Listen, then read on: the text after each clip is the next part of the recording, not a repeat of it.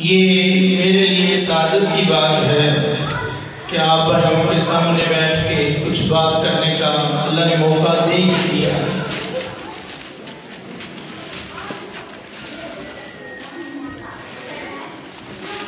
اللہ تعالیٰ ہمارے علماء، ہمارے معزز مہمانوں کو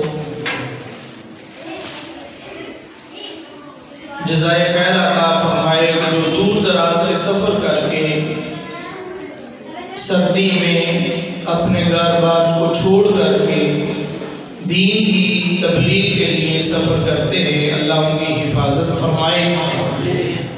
جو بھائی یہ پروگرام سجاتے ہیں، پروگرام میں دلچسپی لیتے ہیں، اللہ ہمارے بچوں کو، اللہ ان نوجوانوں کو صحیح معنوں میں صراط مستقیم کے اوپر گامزن رہنے کی توفیق عطا فرمائے۔ حقیقت بات ہے یہ پروگرام کرانا، اس میں محنت کرنا یہ خوش نصیبی ہے، لیکن یہ فائدہ اور خوش نصیبی صحیح معنوں میں اس وقت ہوگی جب ہم ان باتوں پہ عمل کرنے والے بنیں۔ اللہ تعالیٰ ہمیں عمل کی توفیق عطا فرمائے۔ قرآن حکیم فرقان مجید کی 2 آیات کو آپ کے سامنے پڑھا ہے، تلاوت کی ہے۔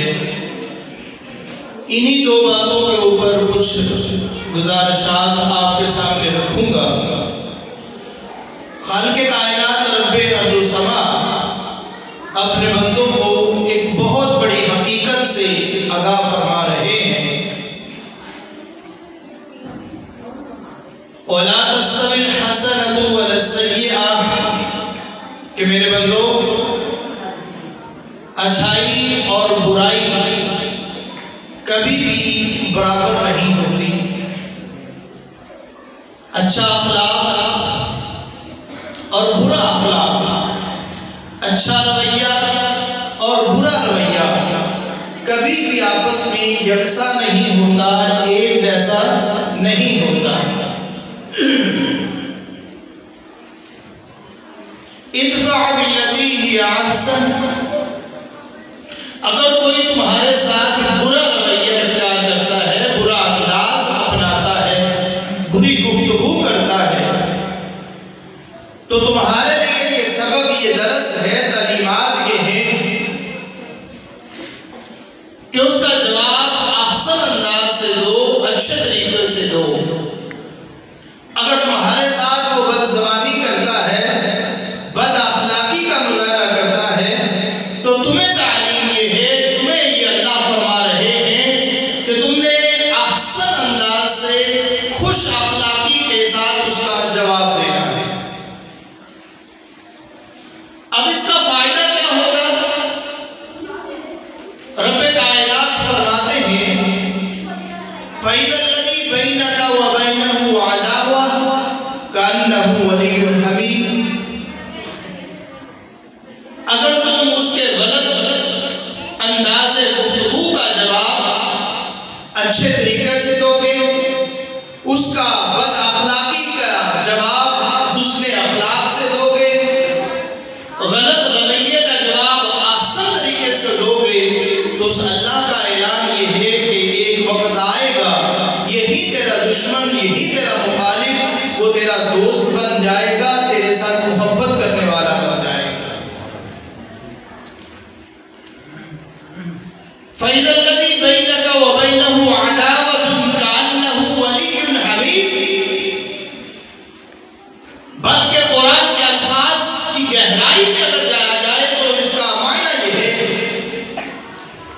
کہ جو آج تیرے ساتھ بد کلامی کر رہا ہے، بد اخلاقی کر رہا ہے، گندا رویہ، گندی زبان استعمال کر رہا ہے، اگر تیرا رویہ احسن رہا، تیرا رویہ درست رہا، تو اس اللہ کا اعلان یہ ہے کہ تیرا دوست ہی نہیں بنے گا، بلکہ تیرا گہرا دوست بن جائے گا۔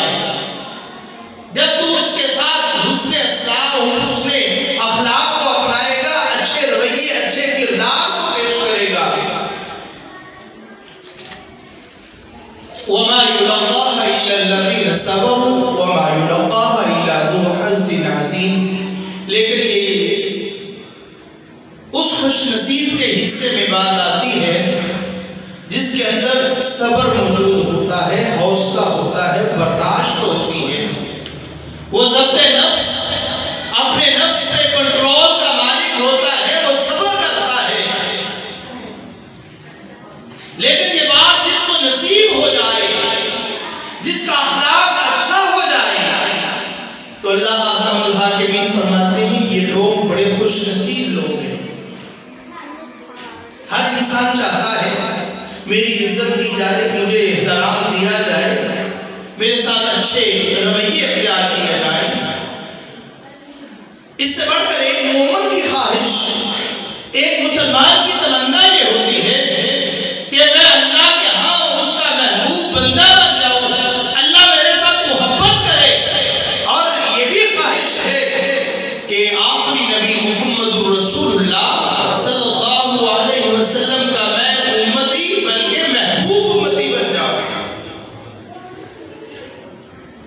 تو خالق کائنات رب ارض و سما نے اپنے بندوں کو تعلیمات دیتے ہوئے ان تینوں چیزوں کو بیان کیا ہے کہ اگر تم احسن انداز کو اختیار کرو گے تو تمہاری دنیا میں لوگ تمہاری عزت کریں گے، تمہیں احترام دیں گے، محبت کی نگاہ سے دیکھیں گے، پیار اور الفت تمہیں عطا کریں گے۔ جب تمہاری زبان میں ان کے اندر مٹھاس موجود ہوگی، جب تمہارا رویہ صحیح ہوگا، جب تمہارا اخلاق صحیح ہوگا، تو پھر یہ دنیا میں دنیا والے تمہیں ضرور محبت دیں گے۔ آج نہیں تو ایک وقت آئے گا تمہارے اخلاق کے تذکرے ضرور کریں گے کہ اس کی زبان میں مٹھاس اتنی تھی، اس کا اخلاق ایسا تھا، اس کا رویہ ایسا تھا، اس کا طرز عمل ایسا تھا۔ اور اللہ کے نبی صلی اللہ علیہ وسلم کی محبت،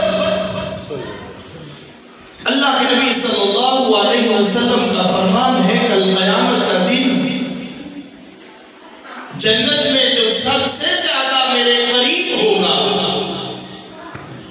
جس سے سب سے زیادہ میں محبت کروں گا، گویا کہ سب سے زیادہ محبوب اور سب سے زیادہ قریب وہ انسان ہوگا احسنکم اخلاقا، جس کا اخلاق صحیح ہوگا، جس کا کردار صحیح ہوگا، جس کی گفتار صحیح ہوگی، جس کا رویہ صحیح ہوگا۔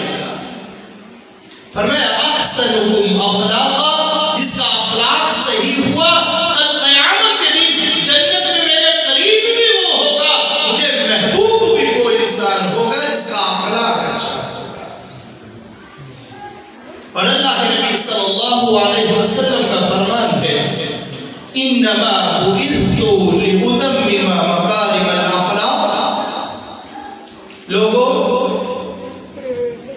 اس دنیا میں میری بعثت کا مقصد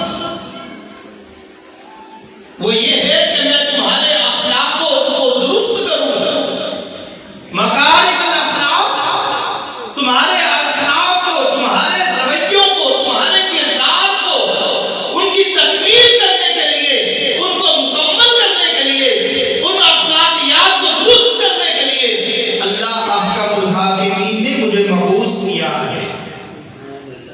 گویا کہ اللہ کے نبی صلی اللہ علیہ وسلم کی تشریف آوری، آقا علیہ السلام کی بعثت کا بہت بڑا مقصد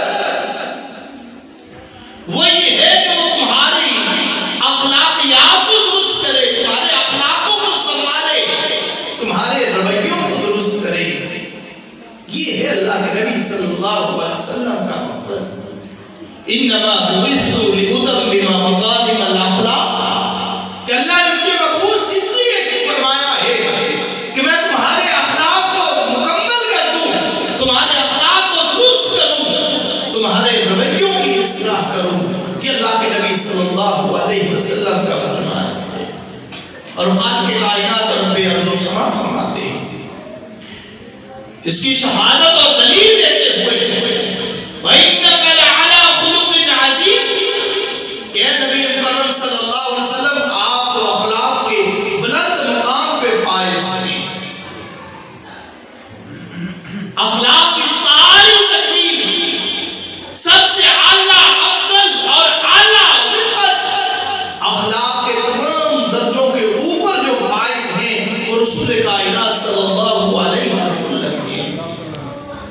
اسی لیے سوال کرنے والے نے سوال کیا تھا کہ ماں جان، ماں، ہمارے نبی صلی اللہ علیہ وسلم کا اخلاق کیا ہے؟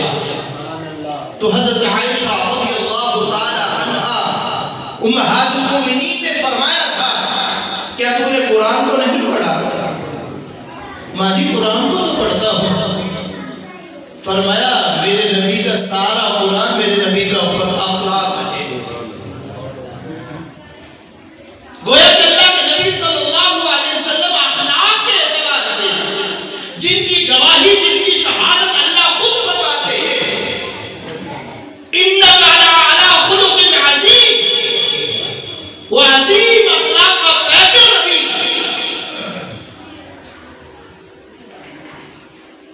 کہ جن کا اخلاق ہی پورے کا پورا قرآن ہے۔ جو قرآن کہتا گیا وہ نبی مانتا گیا صلی اللہ علیہ وسلم۔ یہ نبی کی محبت، لوگوں کی محبت اگر مل سکتی ہے تو اس رویے کے ساتھ مل سکتی ہے، اخلاق کے ساتھ مل سکتی ہے۔ اور اللہ کے نبی صلی اللہ علیہ وسلم فرماتے ہیں اگر تم عبادات کے ذریعے، رکوع اور سجود کے ذریعے اللہ کی عبادت حاصل کرنا چاہتے ہو تو اللہ کے نبی صلی اللہ علیہ وسلم فرماتے ہیں ان المؤمن لیدرک درجۃ الصائم القائم، ایک مومن جس کا اخلاق اچھا ہے، فرمایا ان المؤمن لیدرک بحسن خلقہ، ایک مومن اخلاق جس کا اچھا ہے، جس کا کردار اچھا ہے، فرمایا درجۃ الصائم القائم، وہ لوگ جو روزہ رکھتے ہیں، رات کا قیام کرتے ہیں، جتنا اجر ان کو ملتا ہے، جتنا ثواب ان روزے رکھنے والوں کو ملتا ہے، جتنا اجر اور ثواب اس قیام کرنے والوں کو ملتا ہے، اللہ اتنا ہی اجر ان کو عطا کرتے ہیں جن کا اخلاق اچھا ہے۔ اس نے تہجد پڑھی نہیں ہے، اس نے روزہ رکھا نہیں ہے، لیکن اپنے اخلاق کی وجہ سے، اپنے صحیح درست رویے کی وجہ سے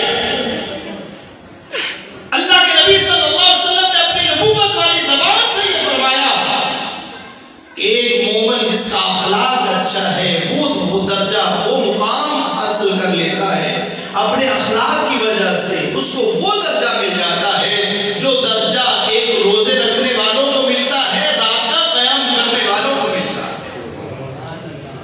گویا اللہ کے قریب ہونے کا بھی جو سبب ہے وہ تمہارا کردار ہے، وہ ہمارا اخلاق ہے، وہ ہماری گفتار ہے، وہ ہمارا رویہ ہے کہ ہم لوگوں کے سامنے رویہ کیسا رکھتے ہیں، ہمارے اخلاقیات کیسے ہیں، ہمارے کردار کیسے ہیں۔ اور یہی وجہ ہے اللہ کی عبادات اپنی جگہ ہے، لیکن سب سے بہترین رزلٹ وہ اخلاق ہے۔ ہم یہ کہہ سکتے ہیں اگر کسی کا رویہ صحیح ہے، اگر کسی کا کردار صحیح ہے، کسی کا اخلاق صحیح ہے، تو ہم امید واثق رکھتے ہیں کہ اللہ ہماری دوسری بھی عبادات وہ اللہ قبول فرمائے گا انشاءاللہ۔ لیکن اگر کسی کا رویہ صحیح نہیں ہے، اخلاق درست نہیں ہے، اس کا کردار ہی صحیح نہیں ہے، تو پھر یہ بات اس بات کی دلیل ہے تمہاری عبادات بھی اللہ کے ہم قابل قبول نہیں۔ تمہارا رات کا قیام کرنا، تمہارا نفلی روزوں کا اہتمام کرنا، وہ اللہ کے نبی صلی اللہ علیہ وسلم سے سوال کیا تھا نا کہ یا رسول اللہ صلی اللہ علیہ وسلم، ایک عورت ہے وہ نماز کی پابندی کرنے والی ہے، تہجد کا اہتمام کرنے والی ہے، نفلی روزے رکھنے والی ہے، نفلی روزے بھی رکھتی ہے، نفلی قیام بھی کرتی ہے، گویا کہ تہجد کی نماز بھی پڑھتی ہے، لیکن توزی بلسانها جیرانها، آقا اس کی ایک غلطی یہ ہے اس کا ایک گناہ یہ ہے اس کے ہمسائے اس کی زبان سے بڑے تابع ہیں. توزی بلسانہا جیرانہا، وہ اپنی زبان سے نا ہمسایوں کو بڑا تنگ کرتی ہے. اب اس عورت کی گواہی، روزوں کی گواہی، نفلی عبادت کی گواہی صحابہ دے رہے ہیں کہ اللہ کے نبی نفلی عبادت بھی کرتی ہے، روزوں کا اہتمام بھی کرتی ہے. وہ نبوت والی زبان جس سے نکلتا ہے تو حق ہی نکلتا ہے، سچ ہی نکلتا ہے. اس نبی نے فرمایا تھا ہی فی النار، یہ عورت جہنمی عورت ہے. کیوں جہنمی عورت؟ صحابہ کی گواہی موجود ہے. گواہی تو عام بندہ دے اس کی بڑی اہمیت ہوتی ہے. وہ تو اصحاب رسول گواہی دے رہے ہیں کہ یا رسول اللہ یہ نفلی روزوں کا بھی اہتمام کرتی ہے، نفلی عبادت بھی کرتی ہے، قیام اللیل بھی کرتی ہے، صیام النہر بھی کرتی ہے، صیام النہار بھی کرتی ہے. اللہ کے نبی پھر بھی جہنمی ہے. فرمایا کہ ہاں اس کی زبان درست نہیں ہے، اس کی گفتار صحیح نہیں ہے، اس کا کردار صحیح نہیں ہے، اس کا اخلاق صحیح نہیں ہے. گویا کہ اگر عبادات کو محفوظ کرنا چاہتے ہو تمہاری عبادات بچ جائے، تمہاری عبادات محفوظ رہے، تو پھر اپنی گفتار کو صحیح کرو، اپنے کردار کو صحیح کرو.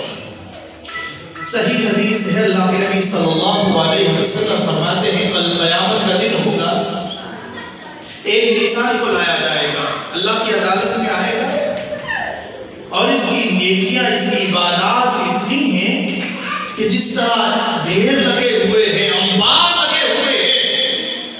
اس کی عبادت ہے، روزہ ہے، زکوٰۃ ہے، حج ہے، صدقات و خیرات ہے، قیام اللیل ہے، صیام النہار ہے، ساری عبادتیں کر کے آیا ہے.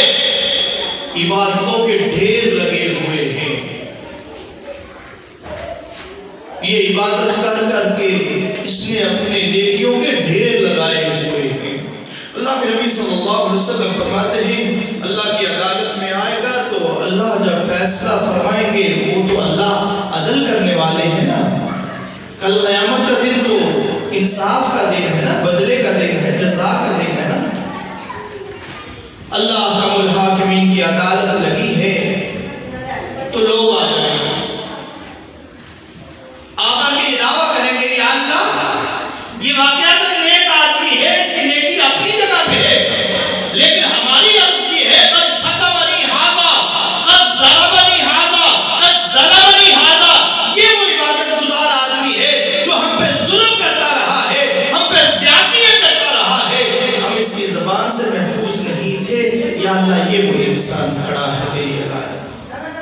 اللہ کے نبی صلی اللہ علیہ وسلم فرماتے ہیں اللہ کا فیصلہ ہے، اللہ عدل کرنے والے ہیں، اللہ احکم الحاکمین اس کی نیکیوں کو اٹھائیں گے، ان کو دے دیں گے جو ان کی شکایت کر رہے تھے، جو دعویٰ کر رہے تھے. یہاں تک ہوگا اس کی ساری نیکیاں ان کو دی جائیں گی، لیکن ابھی لوگ وہ باقی ہوں گے جن پہ اوپر یہ ظلم کرتا رہا. اللہ کے نبی صلی اللہ علیہ وسلم فرماتے ہیں اللہ احکم الحاکمین ان لوگوں کے جو شکایت لے کے آئے تھے، جو دعوے دار کھڑے تھے، ان کے دعوے کو سن کر کے ان کی گناہوں کو اس کے اوپر ڈال کر کے اللہ اس کو جہنم میں داخل کر دیں گے. جو بڑھیا نیکی لے کے آئے تھے، جس کے پاس بڑے انبار نیکیوں کے تھے، لیکن یہ جہنم میں جا رہا ہے، لوگوں کے اوپر ظلم کرتا رہا ہے، زیادتی کرتا رہا ہے. عبادات اپنی جگہ پہ، لیکن ان عبادات کا اثر بھی تو ہونا چاہیے نا. میں صف اول کا نمازی ہوں، میں بڑی اچھے دار تقریر کرتا ہوں،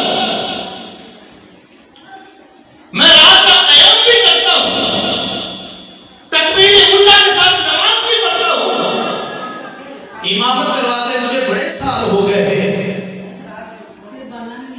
میری تقریر بڑی لیکن میرا رویہ کیسا ہے، میرا لوگوں کے ساتھ لین دین کیسا ہے، میرا لوگوں کے ساتھ بول کیسا ہے، میرا کردار کیسا ہے، میں لوگوں کے سامنے بڑا نیک بنتا ہوں، لیکن جو ہی میں گھر جاتا ہوں گھر والوں کے ساتھ میرا رویہ کیسا ہوتا ہے۔ اللہ کے نبی صلی اللہ علیہ وسلم فرماتے ہیں خیرکم خیرکم لأہلی وانا خیر لأہلی، لوگوں تم میں سے بہترین انسان وہ ہے جو اپنی بیوی کے لیے، اپنے بچوں کے لیے، اپنے گھر والوں کے لیے بہترین ہے۔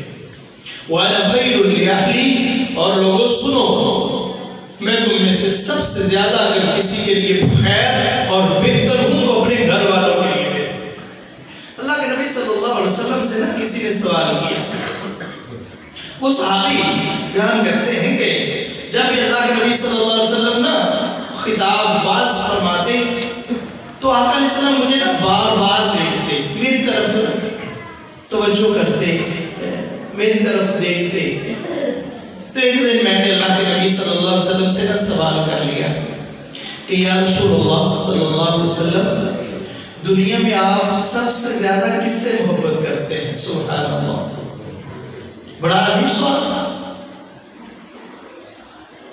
کہ یا رسول اللہ صلی اللہ علیہ وسلم، دنیا میں آپ کو سب سے زیادہ کون محبوب ہے، آپ کس سے محبت کرتے ہیں؟ تو اللہ کے نبی صلی اللہ علیہ وسلم فرماتے ہیں سوال کرنے والے، دنیا میں سب سے زیادہ محبت کرتا ہوں اپنی بیوی اور تمہاری ماں عائشہ سے کرتا ہوں رضی اللہ تعالیٰ۔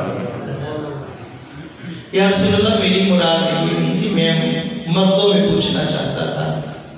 تو فرمایا اگر تیری مراد یہ ہے تو پھر دنیا میں سب سے زیادہ محبوب اس عائشہ کا باپ ابو بکر صدیق رضی اللہ عنہ۔ فرمایا تم میں سے بہترین انسان وہ ہے خیرکم خیرکم لأہلی وانا خیر لأہلی، لوگوں تم میں سے بہترین انسان وہ ہے جو جس کا اپنے گھر والوں کے ساتھ رویہ اچھا ہے۔ ہم دکان میں دکانداری کرتے ہوئے گاہک آ جائے نا، اس سے بڑی محبت کرتے ہیں، اس لیے پیسے لیتے ہیں نا۔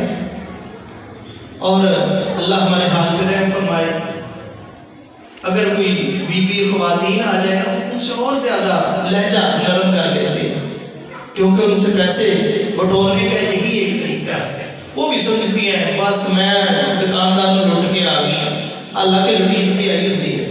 خیر، اب جو رویہ ان کے ساتھ ہے، اب جو رویہ اور ڈیل اس ہماری بہن کی اس بھائی کے ساتھ ہے، اس دکاندار کے ساتھ جو ڈیل کر رہی ہے، اور جو دکاندار اب اس گاہک کے ساتھ ڈیل کر رہا ہے، اس کا رویہ کتنا اچھا ہوتا ہے، کتنے نرم بول ہوتے ہیں۔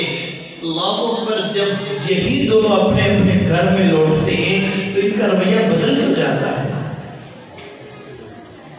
یہ دکانداری کرتا رہا ہے، سارا دن دکانداری کرتا رہا ہے، اپنے گھر ساتھ بڑے میٹھے بول بولتا رہا ہے، اس کا رویہ بڑا اچھا رہا ہے، اس کا اخلاق بڑا اچھا رہا ہے، لوگ بڑی تعریفیں کرتے ہیں، لیکن جب ہی یہ گھر میں پہنچتا ہے، اپنی بیوی کے پاس پہنچتا ہے، اپنے بچوں کے پاس پہنچتا ہے، اس کا رویہ بدل ہو جاتا ہے، اس کے تیور کیوں بدل جاتے ہیں؟ اور وہی ہماری بہن جو گاہک بن کر کے دکاندار کے پاس گئی تھی، ویسے وہاں جا کر میٹھے میٹھے بول بولتی رہی ہے، اب گھر میں خامد صاحب آئے ہیں تو ان کے ساتھ اس کا رویہ اور سلوک کیسا ہے؟ لوگوں تم میں سے بہترین انسان وہ ہے، بہترین عورت وہ ہے جو اپنے خامد کے لیے بہترین ہے، اور بہترین خامد وہ ہے جس کا کردار اچھا ہے، جس کا اخلاق اچھا ہے، اور وہ اپنے گھر والوں کے لیے بہترین ہے، اپنی بیوی کے لیے بہترین ہے، اپنے بچوں کے لیے بہترین ہے۔ یہی خالق کائنات رب ارض و سما کا فرمان ہے، یا ایھا الذین آمنوا قوا انفسکم واہلیکم نارا، لوگوں اپنے آپ کو بھی جہنم سے بچا لو، اپنے اہل و عیال کو بھی جہنم سے بچا لو، یہ تمہاری ذمہ داری بنتی ہے۔ میں بڑے واز کرتا ہوں لوگوں کو جا کر کے، لوگوں کے ساتھ میں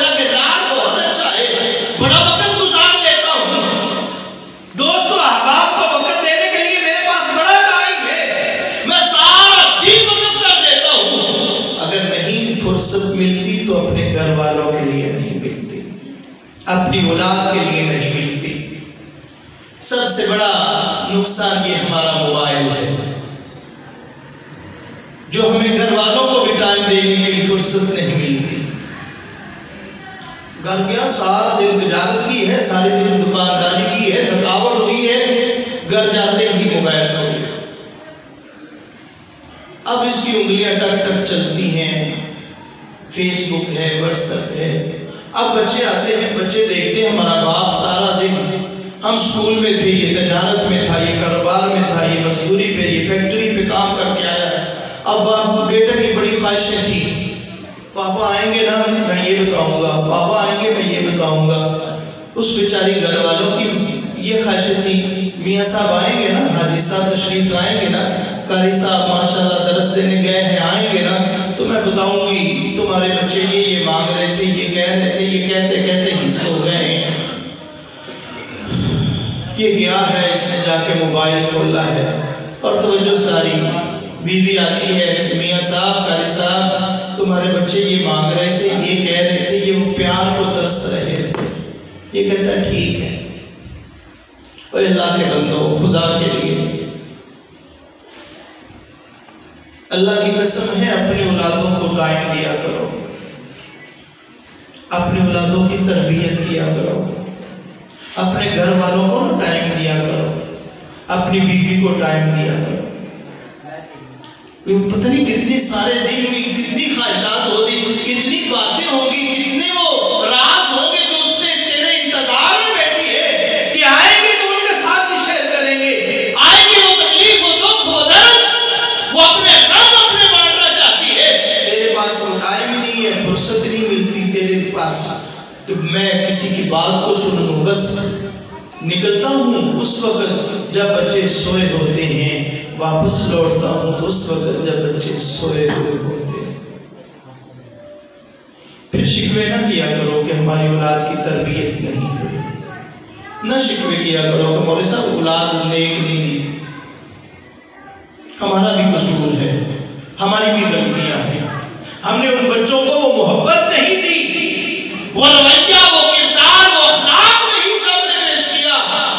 وہ تمہارے چھوٹے چھوٹے معصوم بچے، وہ تمہیں جو درسگاہ میں بیٹھے ہیں، تمہاری سب سے بہترین درسگاہ جو گھر کی درسگاہ ہے، وہ اپنی درسگاہ سے تمہارا اخلاق دیکھتے ہیں کہ میرے بابا جب دوستوں سے بیٹھے تھے بڑا رویہ اچھا تھا، جب تقریر کر رہے تھے بڑی باتیں کر رہے تھے، اب ہماری ماما سے یہ لڑ رہا ہے، یہ ہو رہا ہے۔ وہ تمہارے کردار کو چیک کرتے ہیں کہ میرے باپ کا کردار میری ماں کے ساتھ کیسا ہے، میری ماں کے ساتھ اس کا رویہ کیسا ہے، اور میری ماں کا رویہ میرے باپ کے ساتھ کیسا ہے۔ جب وہ دیکھتے ہیں تو ان کے دل میں وہ بات اثر کرتی ہے، لیکن وہ معصوم ہے، نہ باپ کو کچھ کہہ سکتے ہیں، نہ ماں کو کچھ کہہ سکتے ہیں، لیکن واللہ واللہ ان کے دل میں یہ باتیں نقش ضرور ہو جاتی ہیں، ان کے ذہنوں میں یہ بات بیٹھ ضرور جاتی ہے، اور وہ تمہاری حرکات و سکنات کو دیکھتے ہیں، تمہارے کردار کو دیکھتے ہیں، تمہارے رویوں کو دیکھتے ہیں کہ تمہارے اخلاق کیسے ہیں، تمہارے گھر میں رویے کیسے ہیں، باہر تمہارا کردار کیسا ہے، گھر میں تمہارا کردار کیسا ہے۔ فرمایا خیرکم خیرکم لأہلی وأنا خیر لأہلی، لوگوں تم میں سے بہترین انسان وہ ہے جو اپنے گھر والوں کے لیے بہتر ہے، اور میں محمد صلی اللہ علیہ وسلم اپنے گھر والے اپنی بیویوں کے لیے سب سے بہترین ہوں۔